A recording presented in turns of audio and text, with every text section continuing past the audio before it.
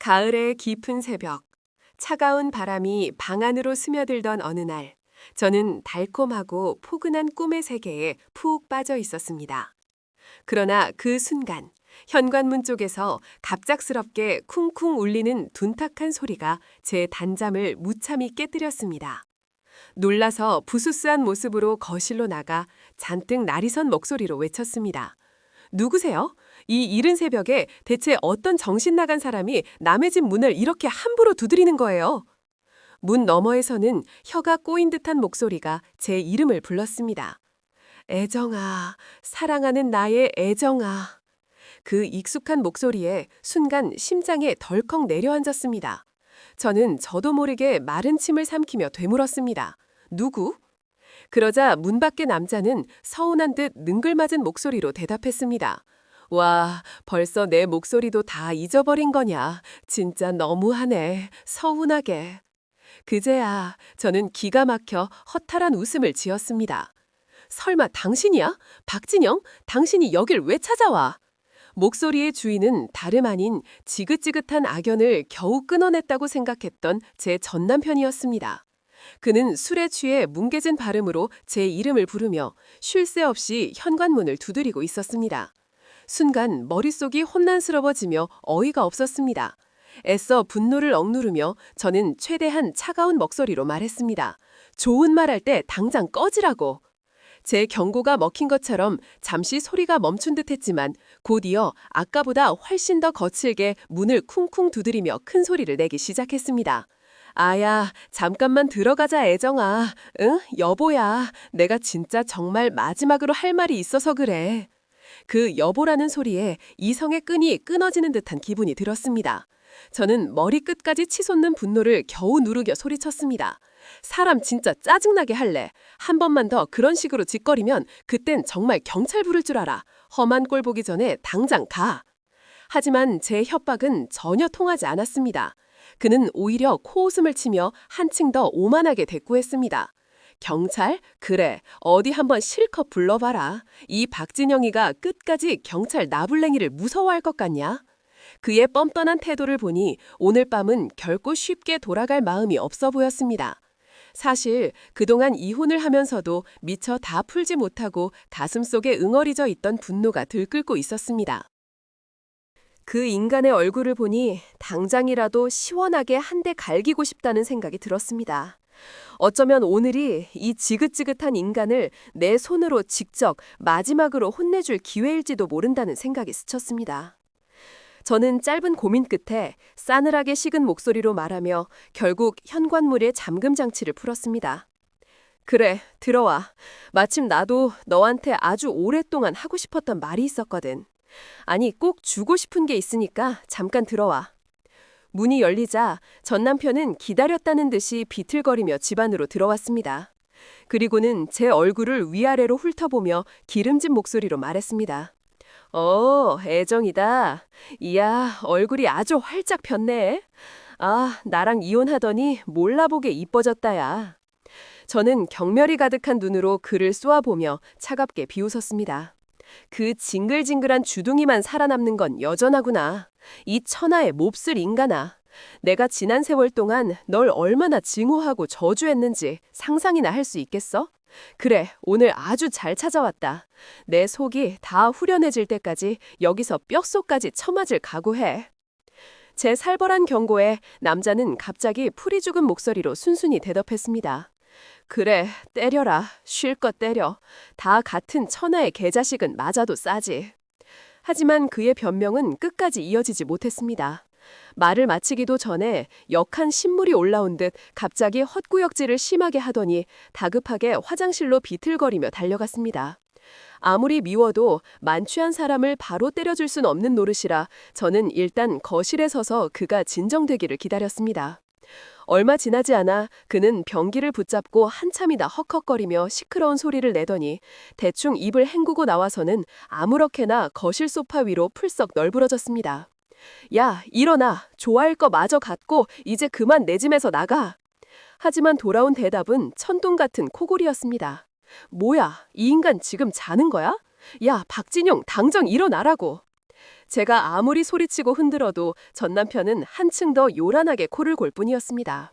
순간 섣불리 문을 열어준 제 자신이 너무나도 한심하게 느껴졌습니다. 돌이키기에는 이미 너무 늦어버렸죠. 하는 수 없이 저 지긋지긋한 인간이 스스로 깨서 나갈 때까지 저는 일단 제 방으로 들어가 잠시라도 눈을 붙이기로 했습니다. 제 어리석은 결정 하나 때문에 멀쩡하던 마음이 괜히 불편하고 소란스러워졌습니다. 그런데 얼마 지나지 않았을까요? 거실 쪽에서 들려오는 그의 처절한 잠고대 소리에 저도 모르게 귀를 기울였습니다. 살려주세요, 선생님. 제발 한 번만 살려주세요. 저 너무 무섭습니다. 제발요. 제발 한 번만 살려주세요. 순간 등골이 오싹해졌습니다. 결혼 생활 당시 그가 도박에 손을 대어 집안을 풍비박산 낼 뻔했던 끔찍한 기억이 떠올랐기 때문입니다. 불법적인 곳에서 돈을 빌리고 결국 갚지 못해 벼랑 끝에 몰린 상황이겠거니 어렵지 않게 짐작할 수 있었습니다.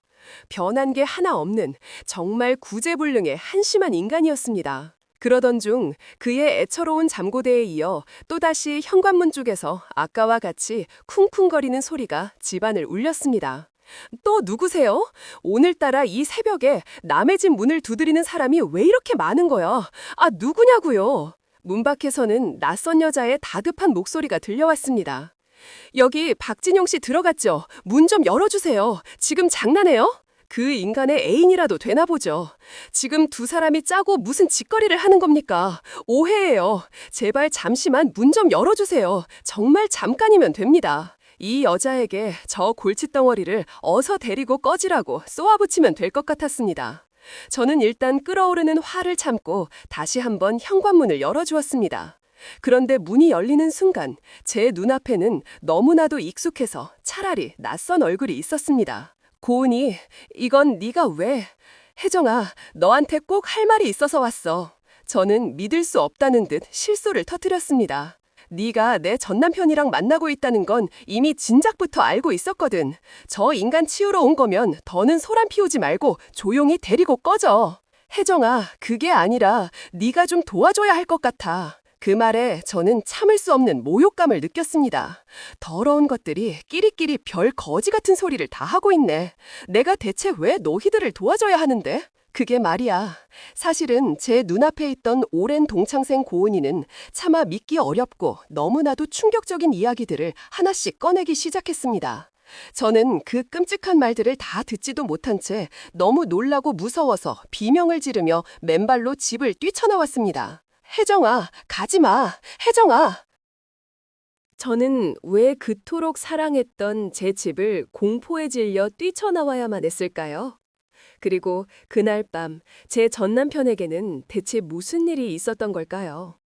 이제부터 전남편과의 그 충격적인 에피소드를 모두 털어놓고 술에 취해 찾아왔던 그날의 만행을 마저 밝히도록 하겠습니다. 제 남편과 뜨겁게 연애하던 시절에는 세상을 다 가진 것처럼 정말 행복했어요. 제 곁을 든든하게 지켜주던 그는 한결같은 일편단심의 민들레였고 그 누구보다 성실하고 올곧은 생활의 사나이의 표본이었습니다. 다른 사람들이 보기에도 그리고 사랑에 빠진 제 눈에도 그는 흠잡을 데 하나 없는 100점짜리 신랑감이었죠. 그래서였을까요? 그의 로맨틱한 프로포즈를 받았을 때 저는 단 한순간의 망설임도 없이 결혼을 결심했답니다. 꿈만 같았던 신혼생활이 3년쯤 흘렀을 때였을까요? 어느 순간부터 남편의 눈에 씌었던 콩깍지가 완전히 벗겨져 버린 건지 저희 부부에게는 감당하기 힘든 시련이 파도처럼 밀려오기 시작했습니다. 모든 문제의 발단은 애타게 기다리던 아이가 좀처럼 생기지 않아 제가 조급해지며 부부관계를 조금 더 요구하게 되면서부터였어요. 자기야, 우리 사이에 아이가 너무 안 생기는 것 같지 않아? 아무래도 이대로는 안 되겠어. 우리 오늘부터 잠자리를 좀 더 늘려보는 거 어떨까? 뭐? 당신 요즘 너무 밝히는 거 아니야. 아이는 그저 핑계일 뿐이고 사실은 당신이 그게 그렇게 하고 싶은 거지. 무슨 말을 그렇게 함부로 해. 그리고 부부 사이에 잠자리를 갖는 건 너무나 당연한 거고 더 하고 싶은 마음이 드는 것도 자연스러운 순리 아니냐고. 우리 이제 겨우 3년 된 신혼부부야. 빙계 한 번 참 길다. 솔직히 말해서 나는 이제 당신이랑 하는 거 완전히 질렸거든. 아기도 이제는 별로 갖고 싶지도 않고. 저는 그가 처음으로 제게 던진 날카로운 말에 오늘 뭘 잘못 먹기라도 했나 싶어 믿을 수가 없다는 듯 되물었습니다. 당신 그거 진심이야? 나한테 그렇게까지 심한 말을 하고 나서 정말 후회 안 할 자신 있겠어? 나 지금 당신 말 때문에 엄청나게 화나고 자존심 상하거든. 어서 빨리 방금 한 말 취소해. 취소 같은 소리 하고 있네. 그리고 앞으로 나한테 말할 때 그 입 좀 가리고 말해라. 그 주둥이에서 흘러나오는 냄새가 너무 역해서 토할 것 같거든. 뭐야? 당신 오늘 진짜 왜 이래? 벌써 나한테 실증이라도 난 거야? 내가 대체 왜 당신 같은 여자랑 결혼한 건지 모르겠다. 그때 조금만 더 신중했어야 했는데. 그의 마지막 말은 날카로운 비수가 되어 제 심장에 그대로 꽂히는 듯 했습니다. 너무나도 큰 충격과 상처를 받은 저는 화를 내거나 따질 기력조차 없이 그 자리에 주저앉아 눈물만 하염없이 쏟아냈습니다. 하지만 그는 서럽게 우는 저를 아무런 감정도 없는 차가운 눈으로 잠시 바라보더니 그저 바람 좀 쐬고 오겠다는 무기력한 한마디를 던지고는 매정하게 집을 나가버렸습니다. 홀로 남겨진 저는 뜬모를 눈물로 밤을 새우며 온갖 생각에 잠겼고 날이 밝자마자 가장 친한 친구들에게 전화를 걸어 조언을 구했습니다. 그리고 다음 날부터 저는 상처받은 제 마음을 애써 감추고 스스로를 완전히 변화시키기로 굳게 마음먹었습니다. 다음 날 저녁 아무 일 없다는 듯 저는 평소보다 훨씬 더 정성스럽게 아침상을 차렸습니다. 그의 가장 좋아하는 반찬들로 가득 채운 진수성찬이었죠. 당신 뭐야? 어제 그 일로 단단히 화난 거 아니었어? 웬 밥상이 이렇게 진수성찬이야? 게다가 저건 또 뭐야? 당신이 전부터 노래를 부르며 가지고 싶어 하던 최신 게임기야. 내가 큰 마음 먹고 하나 샀어. 자기야, 부부가 오래 살다 보면 누구에게나 권태가 찾아오는 법이래.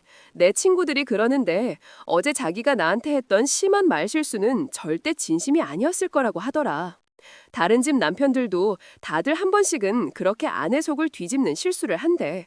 그러니까 마음 넓은 내가 이번 한 번 특별히 봐주기로 했어. 뭐 그래, 당신이 그렇게까지 봐준다니까 나도 할 말은 없네. 일단 밥이나 먹자. 게임기 고마워. 저는 그것이 분명 권태기에서 나온 사소한 말실수일 뿐 절대로 그의 진심이 아닐 거라고 스스로를 필사적으로 위안하며 믿었습니다. 그날 이후 저는 남편의 비위를 상하게 하지 않으려고 최선을 다했고 제 속마음은 썩어 문드러져도 겉으로는 절대로 화를 내지 않으며 순종적인 아내로 지냈습니다. 하지만 그렇게 위태로운 평화가 고작 한 달쯤 지났을까요? 결국 그가 누구도 예상치 못했던 아주 큰 사고를 치고 말았습니다. 그날도 저는 어느 때처럼 지친 몸을 이끌고 퇴근하여 집에 돌아왔습니다. 남편은 아직 도착하지 않았는데 평소 그가 세상에서 제일 중요하다며 애지중지하던 노트북이 거실 테이블 위에 덩그러니 놓여 있더라고요. 이 양반이 노트북이 자기 목숨보다 중요하다는 사람이 이걸 빠뜨리고 회사에 간 모양이네. 혼자 작게 중얼거리며 노트북을 제자리에 가져다 놓려는데 문득 불길한 호기심이 제 발목을 붙잡았습니다. 저는 홀린 듯이 노트북의 전원 버튼을 눌렀습니다. 당연히 비밀번호를 알 리가 없었지만 혹시나 하는 마음에 무심코 제 생년월일을 입력해 보았죠. 그런데 믿을 수 없게도 경쾌한 소리와 함께 잠금 화면이 열리면서 바탕화면이 드러났습니다. 어지럽게 널려있는 아이콘들 사이로 유독 눈에 띄는 인터넷 바로가기 링크가 있었습니다. 망설이다 클릭하자 눈앞에는 번쩍거리는 화면과 함께 온갖 화려한 문구로 가득한 불법 도박 사이트가 떡하니 나타났습니다. 그 사람은 바로 이 노트북으로 인터넷 도박을 하고 있었던 겁니다.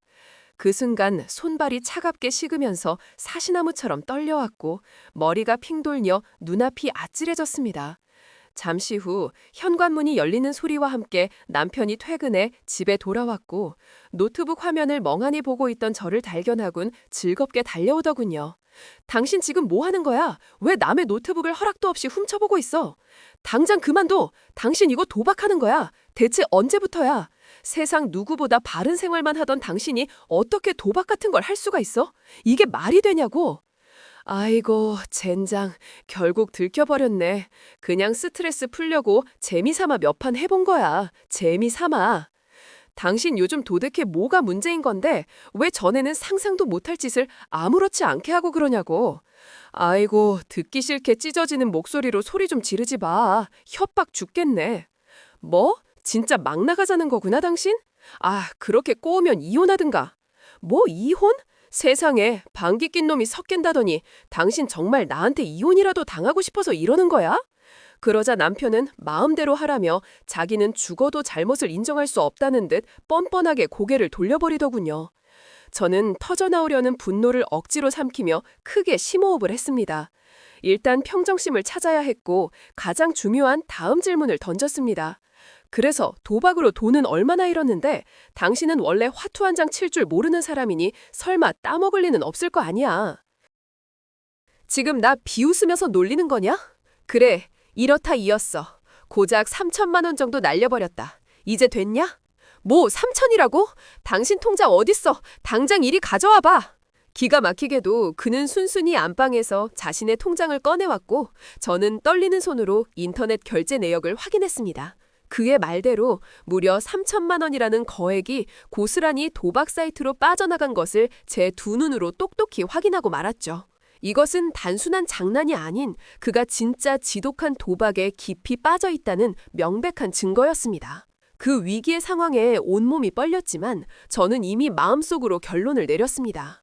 도박에 손을 댄 사람과는 한순간도 지체 없이 무조건 이혼해야 한다는 것을 뼈저리게 깨달았어요. 그래서 다음 날 저는 차갑게 식은 목소리로 남편을 집 밖으로 불러냈습니다. 표정이 왜 그렇게 심각해? 설마 나랑 이혼하려고 부른 거 아니야? 이혼 서류는 준비했고 그럼 오늘부터 바로 별거 시작하는 건가? 시끄러우니 입 다물고 그냥 따라와.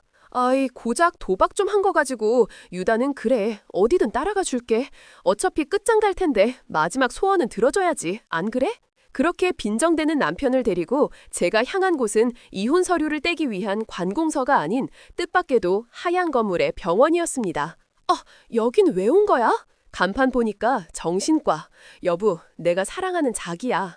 당신 지금 많이 아파. 그러니까 우리 치료 받아야 해. 뭐? 치료? 당신 지금 제정신이야? 나랑 당장 이혼하려는 거 아니었어? 나 절대로 당신 포기 못해. 당신은 원래 이런 사람이 아니었고 세상 누구보다 훌륭하고 멋진 남자였다는 걸 내가 누구보다 잘 아는데 내가 어떻게 당신을 버리고 이혼을 하겠어. 당신이 요즘 스트레스가 정말 많이 심했나 본데 그거 전부 다 치료하면 나아질 수 있어. 아주 환장하겠네. 나 스트레스 같은 거 안 받거든. 그냥 순전히 재미로 한 거라고. 내가 솔직히 하나 말해줘. 야, 도박하는데 그 손맛이 아주 그냥 죽여주더라. 그러니까 똑똑히 들어. 나 도박 끊을 생각만큼도 없어. 그래, 지금은 당신 눈에 뵈는 것도 없고 뭐가 잘못된 건지도 전혀 모르겠지. 하지만 괜찮아. 의사 선생님 만나서 상담받고 약 잘 챙겨 먹으면 얼마든지 다시 예전으로 돌아갈 수 있어. 자, 마침 우리 차례다. 어서 들어가자. 저는 이혼이라는 쉬운 길 대신 남편의 손을 억지로 붙잡고 정신과 진료실로 들어가는 어려운 길을 택했습니다. 그는 상담이 진행되는 내내 의사 선생님께 지독하게 무례하고 비협조적인 태도로 일관했답니다. 하지만 의사 선생님은 그런 그의 태도에도 전혀 동요하지 않고 놀라울 정도로 차분하고 전문적으로 상담을 진행하셨으며 다음 상담 날짜까지 잡아주셨어요. 집으로 돌아오자마자 저는 남편에게 처방받은 약부터 단호하게 내밀었습니다. 자, 이거 먹어. 그 지긋지긋한 중독에서 벗어나려면 반드시 약의 도움이 필요하니까 어서 먹으라고. 아, 진짜 가지가지한다. 이봐, 당신 그냥 깔끔하게 나랑 이혼하는 게 서로에게도 낫지 않겠어? 애 왜 이렇게까지 나한테 구질구질하게 매달리는 건데? 지금 당신이 내게 무슨 말을 해도 내가 전부 다 눈 감고 봐줄 거야. 왜냐하면 지금의 당신은 원래의 당신이 아니니까. 그러니까 군말 말고 어서 약이나 먹어. 남편은 제 확고한 행동에 기가 죽은 듯 고개를 절레절레 흔들며 혀를 차더니 결국 체념한 듯 제가 내민 약을 순순히 삼켰습니다. 그리고 그 후로 몇 주 동안 조마조마한 마음으로 그를 지켜보았는데 신기하게도 다시는 도박을 하는 것 같지 않더라고요. 노트북도 의심스러운 흔적 없이 깨끗했고 더 이상 정체 모를 돈이 빠져나가는 인터넷 결제 내역도 찾아볼 수 없었답니다. 위태롭게 남아있던 평화가 찾아왔다고 믿었던 저는 이제야말로 모든 것을 되돌릴 기회라고 생각했어요. 남편이 조금씩 안정을 되찾고 있으니 다시 아이를 가지자고 말해볼 참이었습니다. 권태기와 극심한 스트레스에 시달리던 남편의 삭막한 마음에 아이라는 존재가 찾아온다면 분명 모든 것이 제자리로 돌아와 예전에 자상했던 그 모습 그대로 돌아올 것만 같았거든요. 자기야, 요즘은 좀 어때? 밤에 잠은 잘 자? 혹시 도박하고 싶은 충동이 들거나 그러진 않지? 뭐, 그냥 그래. 봐. 노력하니까 결국 고쳐지잖아. 내가 그때 병원에 데려가길 정말 잘했지. 자기야, 그래서 말인데 우리 이제 다시 아휴, 또 그 소리야. 제발 좀 그만해. 됐거든.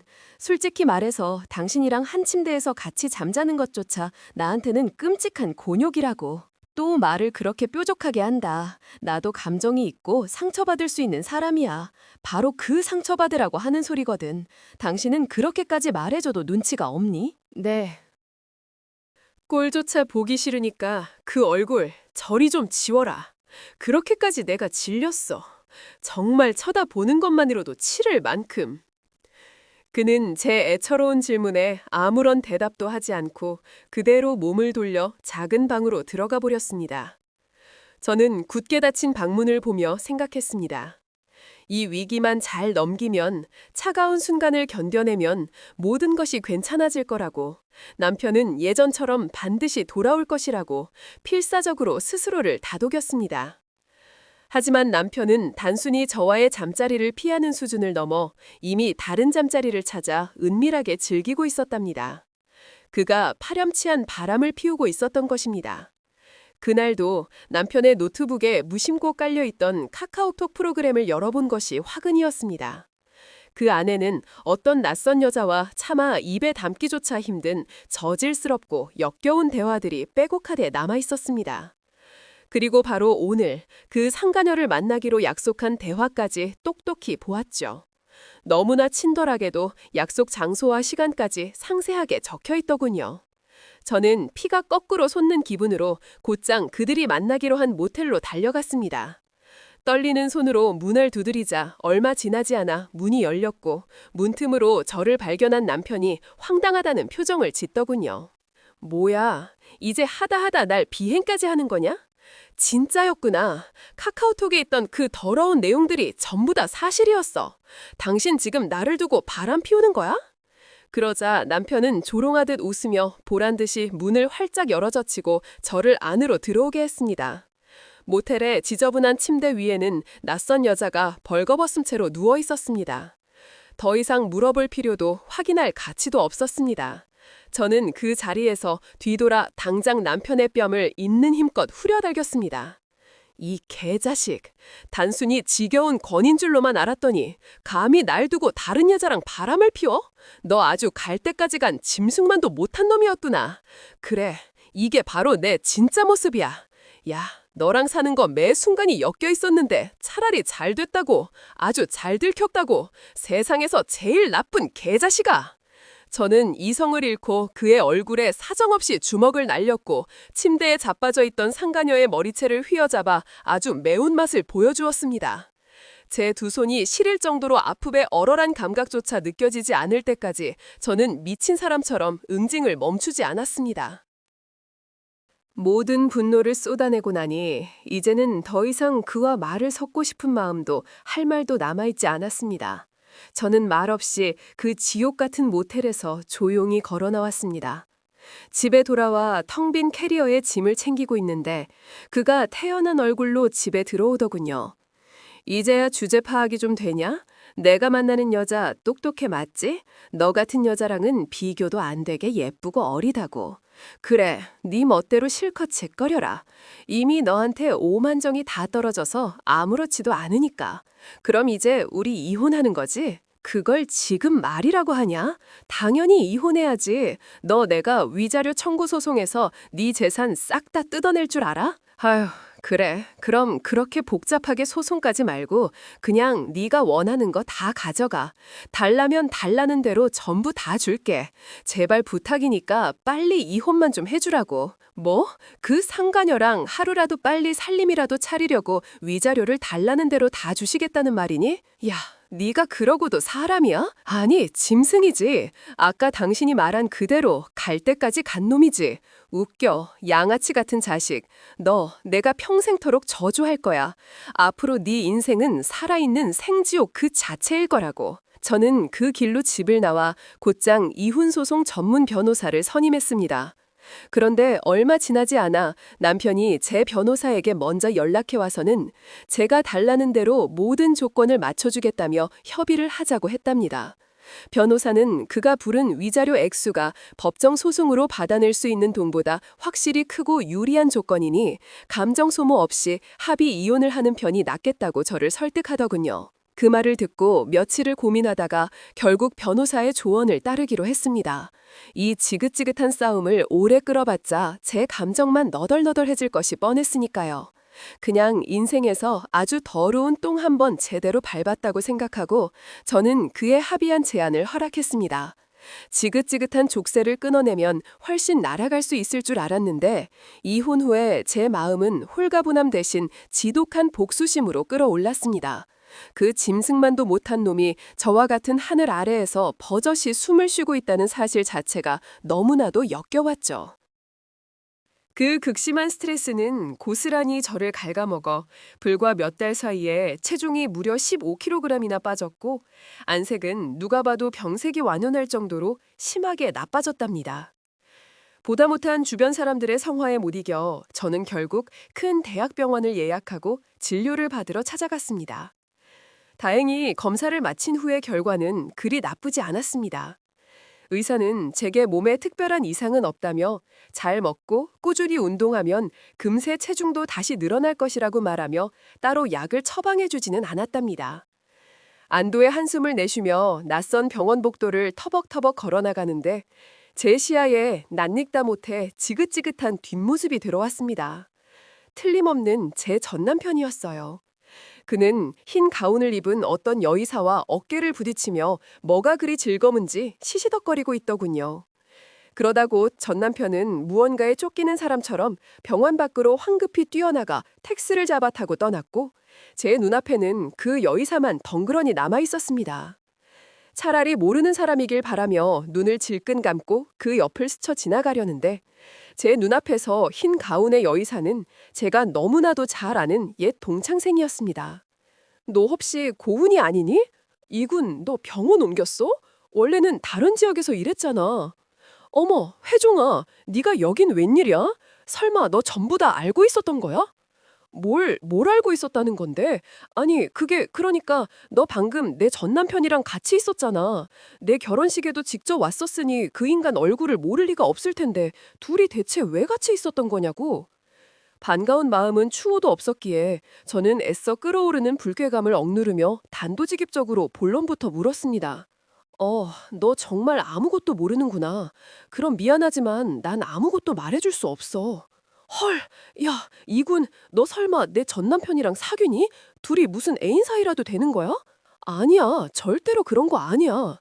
그런 게 아니면 대체 뭔데? 속 시원하게 말해. 아무튼 나는 너한테 아무것도 말할 권리가 없어.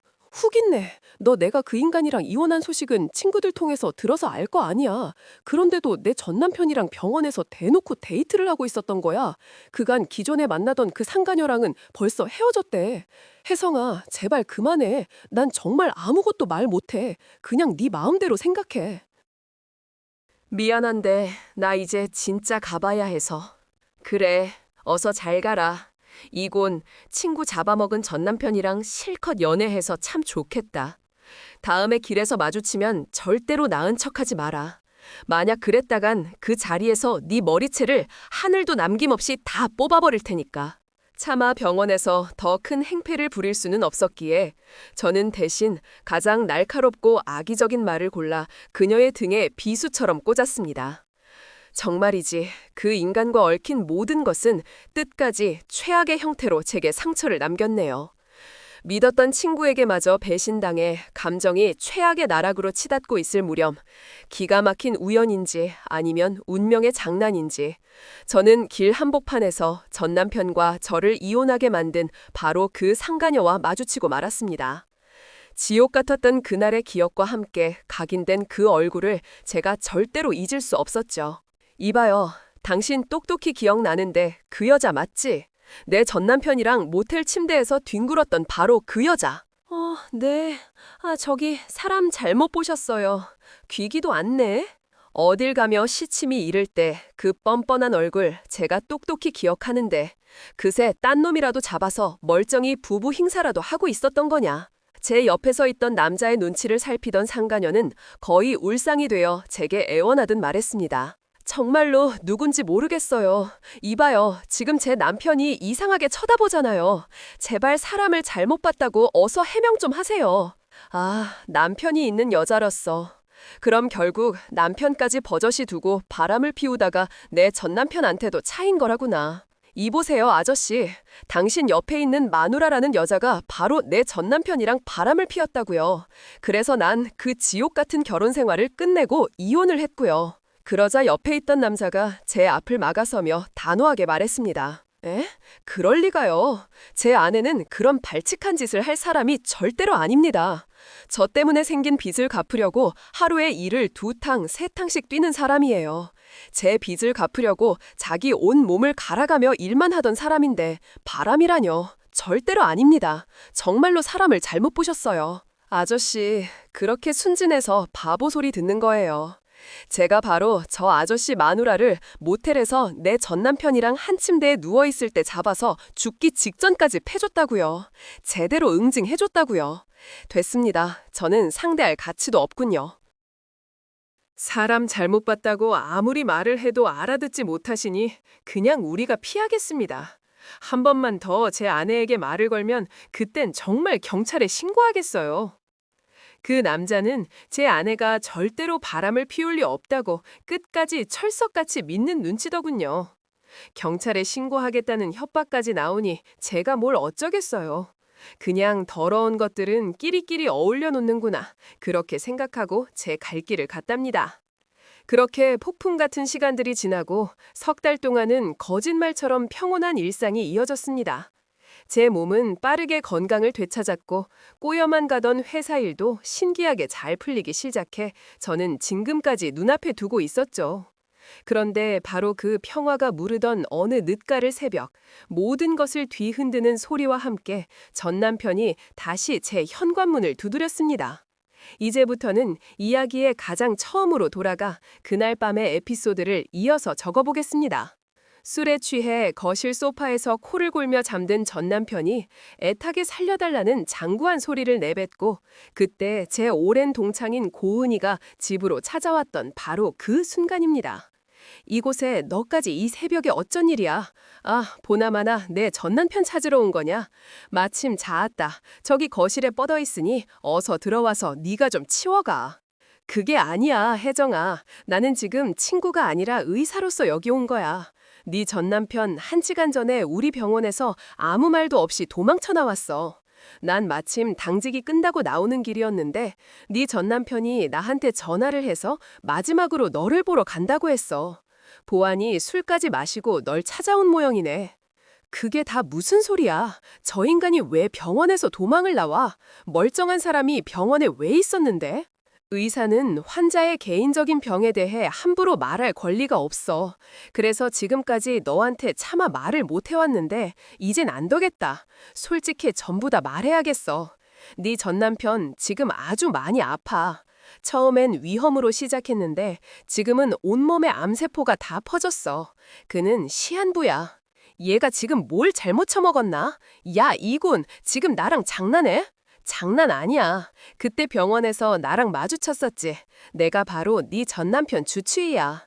그 사람이 너한테만큼은 절대적으로 비밀로 해달라고 신신당부를 해서 그래서 모진 소리를 들어가면서까지 입을 다물고 있었던 거고. 그리고 나 네 남편이랑 바람 피운 적 없어.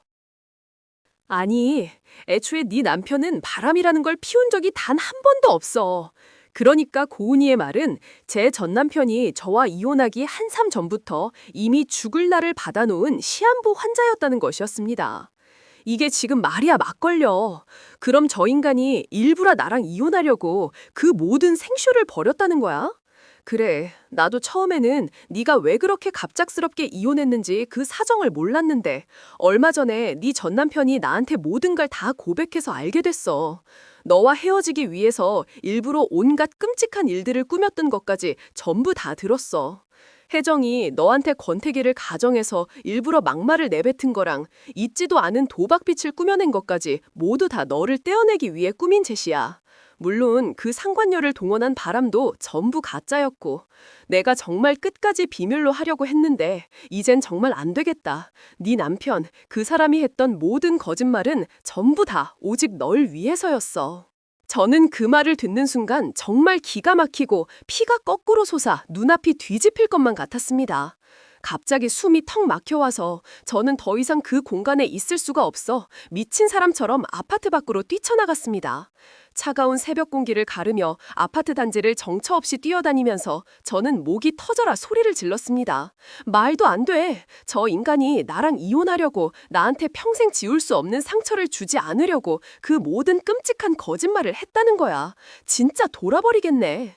얼마나 정신없이 뛰어다녔는지 모르겠습니다. 온몸이 땀으로 흠뻑 젖도록 미친 듯이 달리다가 결국 모든 기력이 다 빠져 그 자리에 주저앉을 때쯤에야 저는 텅 빈 눈으로 다시 집 안으로 발걸음을 옮겼습니다.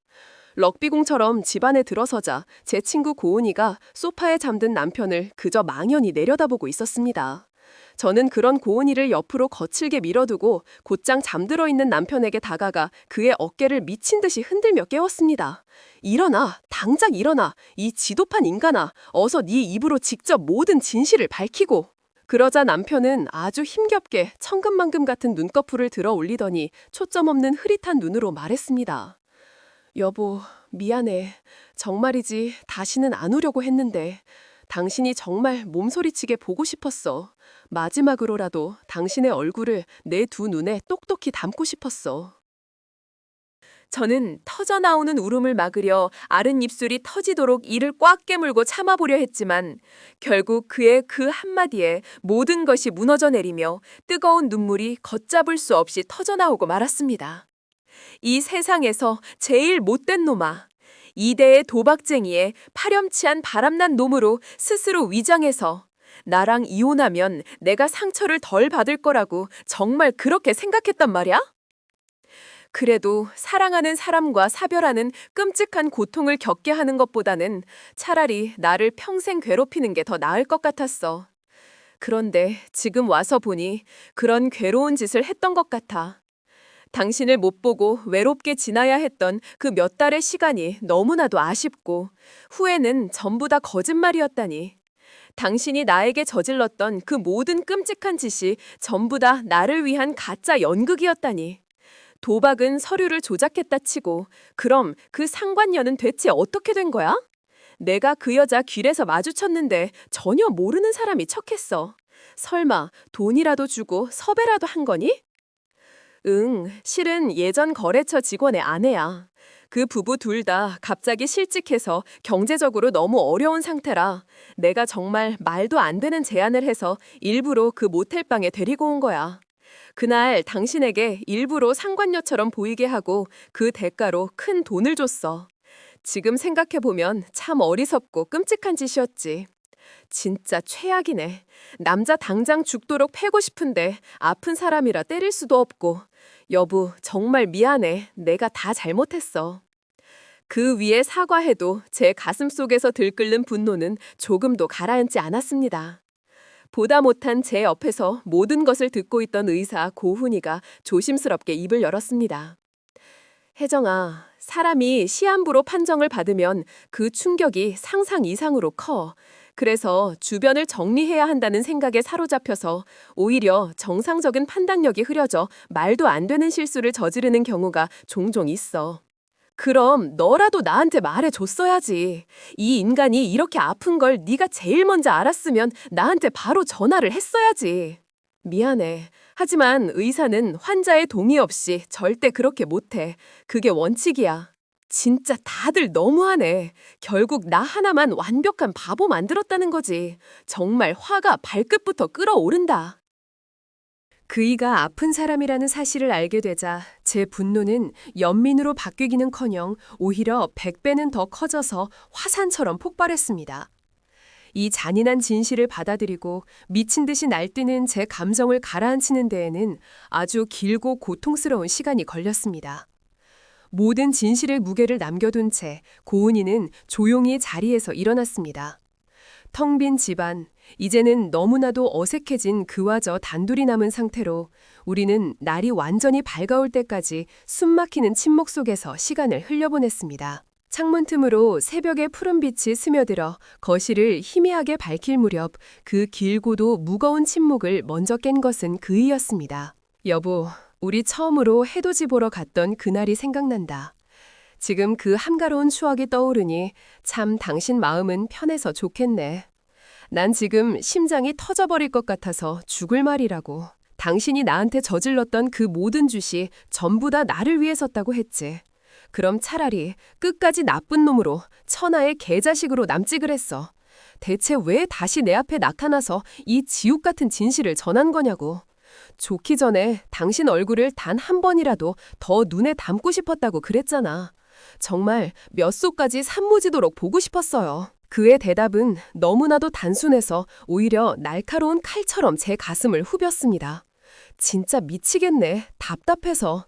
당신 다른 말고 그냥 병원이나 가봐. 그래, 이렇게라도 네 얼굴 봤으니 이제 그만 가볼게. 여보, 나의 혜정아. 그동안 정말 미안했고 고마웠어. 그리고 내 인생에서 그 누구보다도 당신을 사랑했어. 나 아직 당신 용서 못했거든. 그러니까 그냥 아무 말도 하지 말고 입 다물고 어서 나가. 그이는 제 말에 더는 아무런 대꾸도 하지 않고 정말로 마지막이라는 듯 힘겹게 몸을 일으켜 현관으로 향하며 나갈 채비를 하더군요. 앙상하게 마른 어깨와 위태롭게 흔들리는 그 뒷모습을 보는 순간 저도 모르게 다급한 말이 목구멍 밖으로 튀어나왔습니다. 잠깐만, 지금 당신이 병원에 간다고 해서 뭐가 달라지는데. 아니, 달라지는 건 없어. 그냥 하던 대로 치료받는 거야. 약 먹고 쉬고 뭐 그러는 거지. 솔직히 말하면 딱히 갈 데도 없고. 그럼 그냥 여기서 지내면 안 돼. 집 정말 그래도 돼? 나 여기 이 집에 계속 있어도 괜찮아. 저는 더 이상 아무 말도 하지 않고 그저 천천히 고개를 끄덕였습니다. 여기 있어도 돼. 어차피 집은 쓸데없이 넓고 비어있는 방도 여러 개 있으니까. 그래, 정말로 그럼 신세 좀 질게. 여보, 정말 고마워. 지금 제게 일어나고 있는 모든 일이 마치 지독하게 잔인한 꿈처럼 느껴졌습니다. 전 남편이 저와 이혼하기 위해 저질렀던 그 모든 짓이 거짓이고 가짜였다고 하니 어쩌면 그가 시한부라는 사실조차 또 다른 속임수가 아닌가 하는 헛된 희망마저 품게 되었죠. 그러나 제 눈앞에서 식은땀을 흘리며 고통스러운 표정으로 약을 찾아 입안에 털어놓는 그의 모습을 보고서야 저는 이 모든 것이 부정할 수 없는 현실이라는 것을 처절하게 자각해야만 했습니다. 저는 그의 창백한 얼굴을 보며 애써 아무렇지 않은 척 퉁명스러운 목소리로 말했습니다.